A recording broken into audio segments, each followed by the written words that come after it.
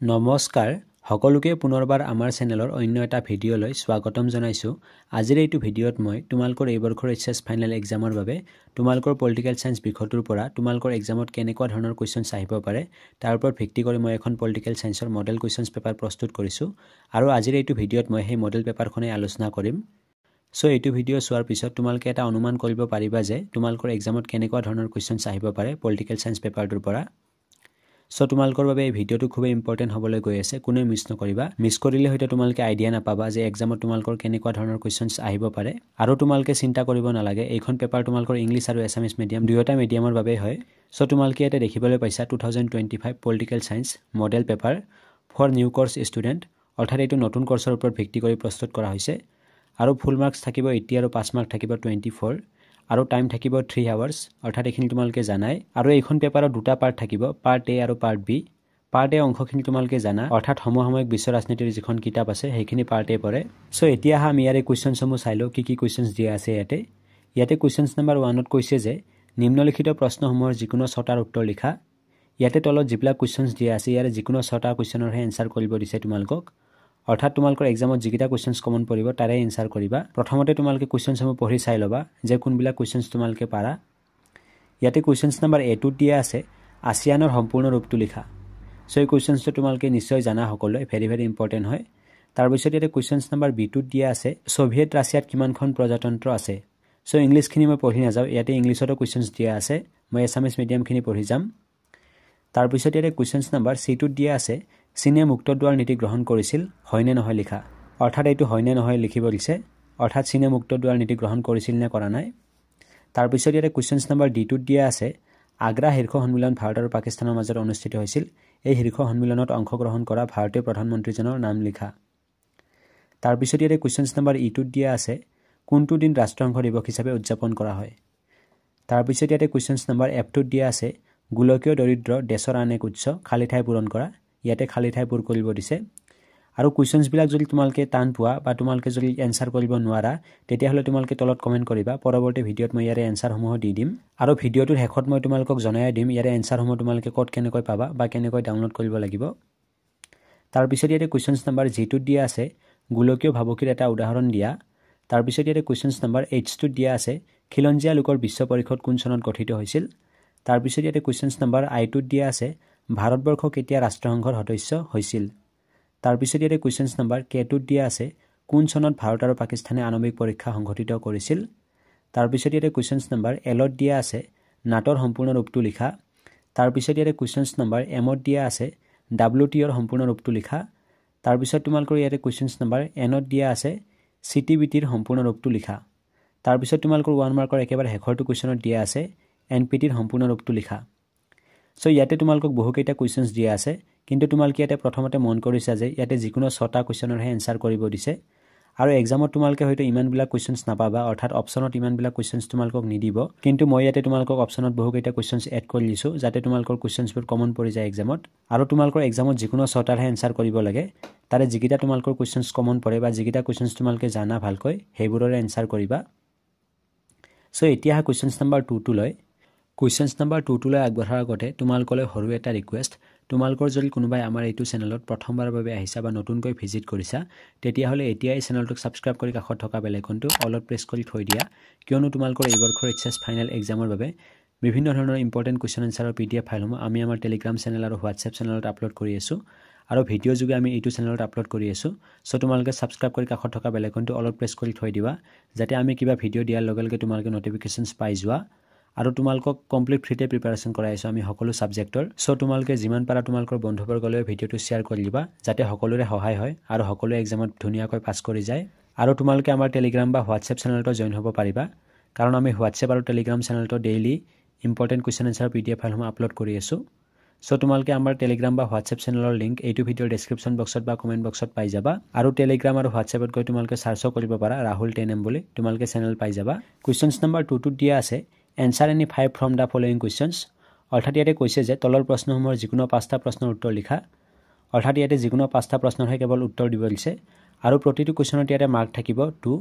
So ইয়াতে questions number এটোত দিয়া আছে সোভিয়েট ৰাছিয়াত সংস্কাৰ আনিবলৈ গৰ্ভাচেৱক শক্তি যোগোৱা উপাদানসমূহ কি কি। তাৰপিছত ইয়াতে কুৱেশ্যনছ নম্বৰ B2 দিয়া আছে শ্বক থেৰাপি কি ইয়াৰ এটা ৰাজনৈতিক পৰিণতি নিৰ্ণয় কৰা তাৰপিছত ইয়াতে কুৱেশ্যনছ নম্বৰ C2 দিয়া আছে ইউৰোপীয়ান সংস্থাৰ দুটা বৈশিষ্ট্য উল্লেখ কৰা তাৰপিছত ইয়াতে কুৱেশ্যনছ নম্বৰ D2 দিয়া আছে চীনৰ অৰ্থনীতিৰ দুটা বৈশিষ্ট্য লিখা তাৰপিছত ইয়াতে কুৱেশ্যনছ নম্বৰ E2 দিয়া আছে সাৰ্ক গঠন কৰা অতি কমেও 4খন দেশৰ নাম লিখা তাৰপিছত ইয়াতে কুৱেশ্যনছ নম্বৰ F দিয়া আছে ভাৰত আৰু পাকিস্তানৰ মাজৰ সংঘাতৰ দুটা ক্ষেত্ৰ উল্লেখ কৰা অথবা শ্ৰীলংকাত সংঘাতত লিপ্ত হোৱা দুটা সম্প্ৰদায়ৰ নাম লিখা সো এইখিনিতে তোমালোকক মই এটা কথা জনাই দিওঁ যে তোমালোকে এক্সামৰ কুৱেশ্যনছ পেপাৰখনত 2 মাৰ্কছৰ কুৱেশ্যনত তোমালোকে অথবা দেখিবলৈ নাপাবা অৰ্থাৎ অপচন নাপাবা কিন্তু মই ইয়াতে তোমালোকৰ যাতে কুৱেশ্যনছবোৰ কমন পৰি যায় সেইকাৰণে বেছিকৈ এড কৰি দিছোঁ আৰু মই ইয়াতে তোমালোকক অপচনো দি দিছোঁ অথবা কিন্তু এক্সামত তোমালোকক 2 মাৰ্কছত কোনো ধৰণৰ অথবা দিয়া নহয় তাৰপিছত ইয়াতে কুৱেশ্যনছ নম্বৰ G2 দিয়া আছে ৰাষ্ট্ৰসংঘৰ প্ৰধান অংগকেইটাৰ নাম লিখা অথবা সামাজিক আৰু অৰ্থনৈতিক বিষয়সমূহৰ কাম আৰু ৰাষ্ট্ৰসংঘৰ দুটা সংস্থাৰ নাম উল্লেখ কৰা তাৰপিছত ইয়াতে কুৱেশ্যনছ নম্বৰ H দিয়া আছে কিয়োটো চুক্তি কোন চনত স্বাক্ষৰিত হৈছিল এই চুক্তিৰ পৰিৱেশৰ কোনটো সমস্যাৰ সৈতে জড়িত আছিল তাৰপিছত ইয়াতে কুৱেশ্যনছ নম্বৰ I দিয়া আছে বিশ্বায়নৰ দুটা বৈশিষ্ট্য লিখা তাৰপিছত ইয়াতে কুৱেশ্যনছ নম্বৰ Z দিয়া আছে বিশ্বায়নৰ দুটা নেতিবাচক প্ৰভাৱ লিখা তাৰপিছত ইয়াতে কুৱেশ্যনছ নম্বৰ K দিয়া আছে ভাৰতে FTAত স্বাক্ষৰ কৰা 2 আসিয়ান সদস্যৰ নাম লিখা তাৰপিছত ইয়াতে কুৱেশ্যনছ নম্বৰ L দিয়া আছে গোলকীয় উষ্ণতা বৃদ্ধিৰ বাবে দায়ী বুলি বিবেচিত গেছ দুটাৰ নাম লিখা তাৰপিছত ইয়াতে কুৱেশ্যনছ নম্বৰ M দিয়া আছে ৰাষ্ট্ৰসংঘৰ দুটা নীতি উল্লেখ কৰা বা নীতি লিখা তাৰপিছত ইয়াতে কুৱেশ্যনছ নম্বৰ N দিয়া আছে পৰম্পৰাগত আৰু অপৰম্পৰাগত নিৰাপত্তাৰ মাজৰ পাৰ্থক্য কি তাৰপিছত ইয়াতে 2 মাৰ্কছৰ একেবাৰে শেষৰটো কুৱেশ্যন অৰ্থাৎ কুৱেশ্যনছ নম্বৰ O দিয়া আছে আসিয়ানৰ দুটা সাফল্য লিখা সো তোমালোকে এক্সামত 2 মাৰ্কছৰ কুৱেশ্যনত ইমানবিলাক অপচনছ দেখিবলৈ নাপাবা অৰ্থাৎ তোমালোকক ইমানবিলাক কুৱেশ্যনছ নিদিব কেইটামানহে কুৱেশ্যনছ দিব আৰু তাৰে যিকোনো 5টা কুৱেশ্যনৰ এনসাৰ কৰিব দিব কিন্তু তোমালোকৰ যাতে এক্সামত সকলোবিলাক কুৱেশ্যনছ কমন পৰি যায় সেই উদ্দেশ্যে মই ইয়াতে তোমালোকক কুৱেশ্যনসমূহ বেছিকৈ এড কৰি দিছোঁ আৰু অপচনবোৰো দি দিছোঁ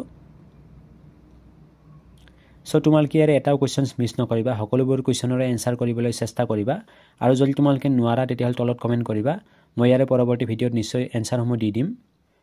এতিয়া আহা কুৱেশ্যনছ নম্বৰ 3 লৈ কুৱেশ্যনছ নম্বৰ 3 দিয়া আছে answer any 3 from the following questions অৰ্থাৎ ইয়াতে নিম্নলিখিত প্ৰশ্নসমূহৰ যিকোনো 3টাৰ উত্তৰহে লিখিব দিছে ইয়াতে প্ৰতিটো কুৱেশ্যনত মাৰ্ক থাকিব 4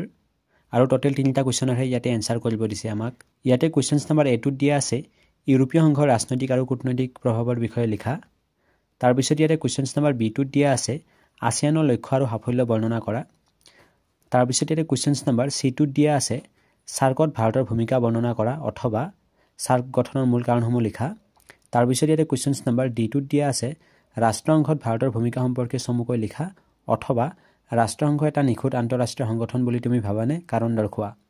তাৰপিছত ইয়াতে কুৱেশ্যনছ নম্বৰ E2 দিয়া আছে মানৱ নিৰাপত্তাৰ সংকীৰ্ণ আৰু বহল ধাৰণাৰ বিষয়ে লিখা অথবা সমাজ আৰু অৰ্থনীতিৰ ওপৰত সন্ত্ৰাসবাদৰ প্ৰভাৱ বৰ্ণনা কৰা অৰ্থাৎ ইয়াতে যত অথবা অপচনটো দিয়া আছে তাৰে যিকোনো এটা কুৱেশ্যনৰহে এনসাৰ কৰিব দিছে তাৰপিছত ইয়াতে কুৱেশ্যনছ নম্বৰ F দিয়া আছে ৰিঅ' শীৰ্ষ সন্মিলনৰ ফলাফলবোৰ কি অথবা গোলকীয় উষ্ণতা বৃদ্ধিৰ বিষয়ে চমুকৈ লিখা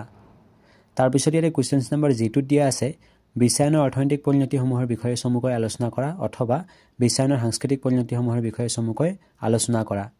তাৰপিছত ইয়াতে কুৱেশ্যনছ নম্বৰ H দিয়া আছে গোলকীকৰণৰ পৰিণতিবোৰ কি অথবা শ্বক থেৰাপিৰ পৰিণতিবোৰ লিখা সো তোমালোকৰ এক্সামত ইয়াৰে যিবিলাক কুৱেশ্যনছ কমন পৰিব তাৰেহে এনসাৰ কৰিবা আৰু মই ইয়াতে বেছিকৈ কুৱেশ্যনসমূহ এড কৰি দিছোঁ তোমালোকে এক্সামত ইমান কুৱেশ্যনছ দেখিবলৈ নাপাবা তোমালোকক ইয়াতে যিকোনো 3টা কুৱেশ্যনৰহে এনসাৰ কৰিব দিছিল হয়তো তোমালোকৰ এক্সামত ইয়াতে খুব বেছি 6টা বা 7টা কুৱেশ্যনছ দিব কিন্তু মই ইয়াতে অকমান বেছিকৈ দি দিছোঁ যাতে তোমালোকৰ কমন পৰি যায়